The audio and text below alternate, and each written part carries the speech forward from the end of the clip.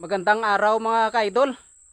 Araw ngayon ng linggo sa lahat ng mga idol ko dyan. Tumaas pala yung tubig kagabi guys, kaya naglagay kami dito kahapon ng hindi ko lang pinakita sa video ko, yung trap sa isda. Kasi alam namin tataas yung tubig sa ilog at saka dito sa sapa. Ito yung huli namin ngayon guys. Tatlong malaking isda na karpa na trap dito sa sa lambat. Yung namin ngayon, pamingwit ni Muting, hindi kami makapamingwit sa ilog kasi mataas yung tubig. Dito na lang. Tsaka malaki naman yung huli ngayon. Swerte yung araw ng linggo. Sana bukas bumaba na yung tubig sa ilog para makapamingwit na naman ako guys. Thank you for watching guys. Ang daming ulam.